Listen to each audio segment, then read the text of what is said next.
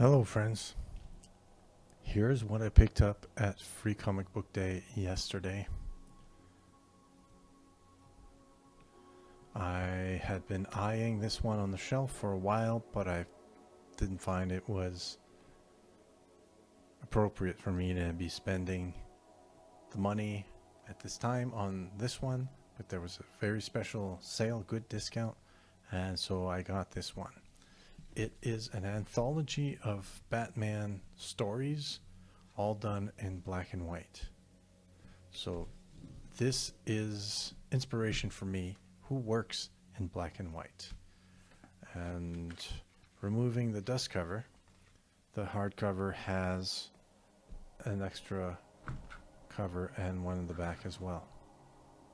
And these are very cool pieces of artwork. So let's just kind of leaf through it. As you can see,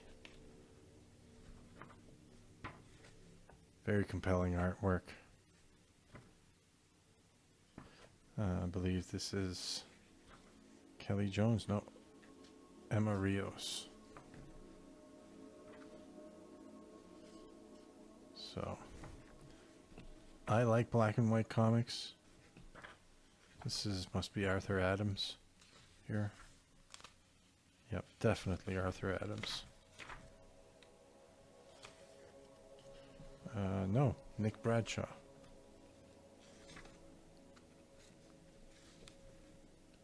So, very much looking forward to this. I love this style. Lee Weeks.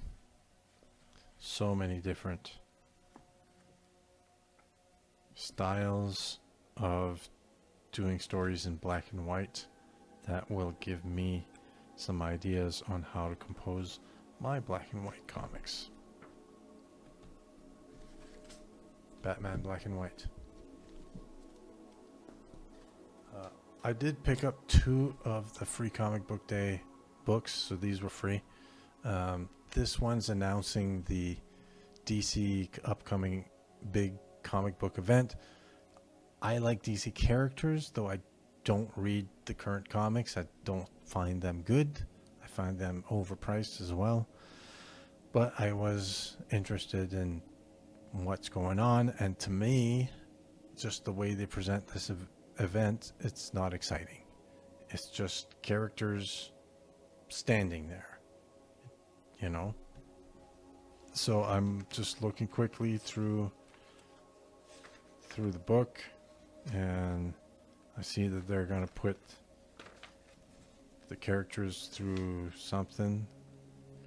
I guess they're going to shackle up the superhero characters. I don't know. Not super excited about this, but I will give it a look through. But I was interested in this one. Stories from the Atlas Comics Library. Reprints from the 1950s. So it looks like it's going to be a series of reprints. So I'll be looking into what all that's about. I was especially impressed with this one. The backgrounds here reminds me of John Romita Jr. on Daredevil's, when he did Daredevil. It's kind of an interesting technique to avoid flat color background, but not draw the background. You draw these lines, and you can create like a shading and a mood with different types of lines this way. I thought that was very interesting. So I'll be giving this one a read. It's like an anthology. Includes like a short war comic, some horror comics. Very interesting. 1950s, before the Comics Code Authority came around.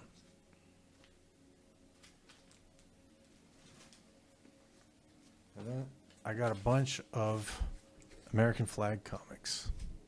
American Flag, if you look on my channel, there's a video called Howard Chaykin Came to Me in a Dream.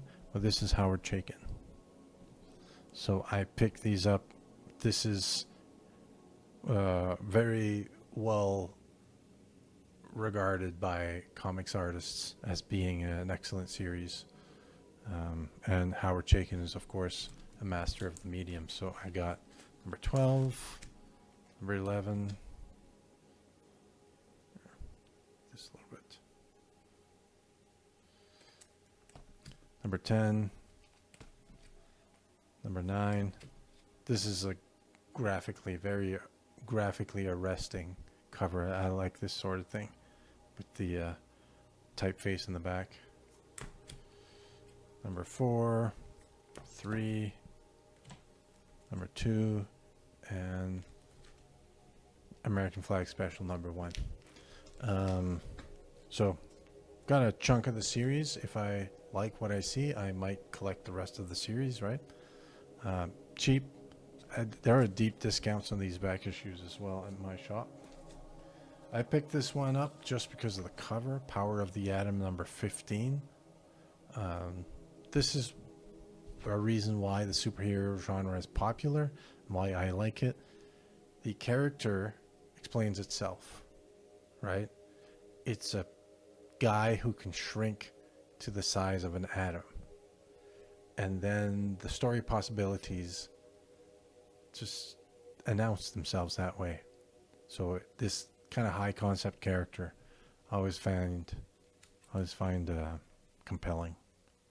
I thought this was super cool cover. And you can really feel the character straining against these, what I assume are wires. And it tells you a little bit about what the story might be, right? He's shrinking down into going into like a hostile electrical system or something like that. Very cool. Then I got a bunch of Who's Who. I'm collecting these. These are always cheap. And I find it's something to read if I only have a few minutes or I'm about to take a nap, and I know I'll fall asleep if I start reading. So, yeah, just do this. I'll read like a couple entries in here. Who's Who number 9, number 8, number 7, number 6, number 5. It's also inspiring, like high concept character I was talking about. Like you have like the backstories of them, their powers, a bit of their story. This Cosmic Boy, one of the Legion of Superheroes, Cyborg. So it's kind of an inspiring for when I'm thinking up characters, right? Early Bronze Age Supergirl story. Supergirl, I love this cover. I love how Supergirl is framed by these darker elements in the cover. She's central there. And this movement here, it's great. And this is probably one of my favorite Supergirl costumes, with the puffy sleeves and hot pants with, I don't know, something, little decorations on them. Little, what do you call, like jingle bells, maybe? Well, that was cool. And trade paperback of a classic Batman story, A Death in the Family, Death of Jason Todd. This guy here. The controversial bestseller. So, again, cheap price for that. Deep discounts on back issue. And then on the way out of the comic book store, they had me pull a card from a box with a number on it. I got number 81, lucky 81, and I got my pick of one of several $10 valued books.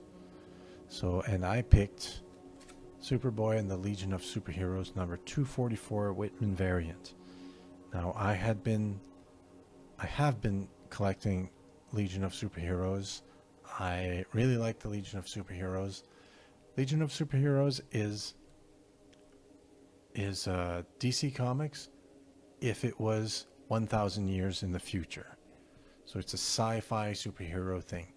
Superboy gets there through time travel. You don't ask too many questions about how he gets there. Supergirl's involved with them too. But the characters are a little wacky sometimes. The stories are wacky, but fun. And because it's 1,000 years in the future, the possibilities are like limitless. You could do anything, right? You could destroy the whole universe. It wouldn't matter, right? Because it's 1,000 years in the future. It doesn't affect the actual continuity, right? So I like Legion of Superheroes. So I had been looking at this. I felt that $10 was. I don't like spending $10 on just a floppy book like this. For me, this is like $2, $3. But I want it for free. So there you go. Glad. It's also like before the era I'm collecting. I don't want to go too wild. I'm collecting the Paul Levitz and later era. So yeah, but I want it. There you go. What did you get at Free Comic Book Day? Was there a lot of people at Free Comic Book Day at your shop? That was interesting to me. At my shop, it was at 9 o'clock before opening time. There was already a lineup, and I was there for like an hour, and it was full on the whole time. Really jovial atmosphere. People in cosplay, Star Wars cosplay, because it was May the 4th.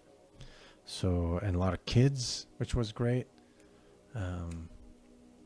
And one guy who wasn't super familiar with the concept of showering and deodorant and all that. So please spread the word within the comic sphere that personal hygiene, taking a shower every morning, putting on deodorant,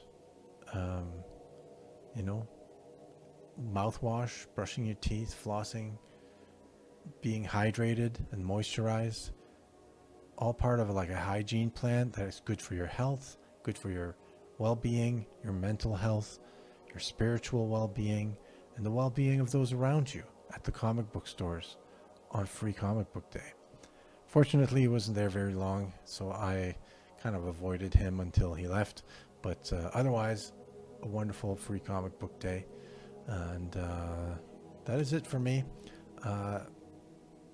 Leave a comment about if Free Comic Book Day was popular at your store, because that gives us an idea of the level of interests in comic books that there is.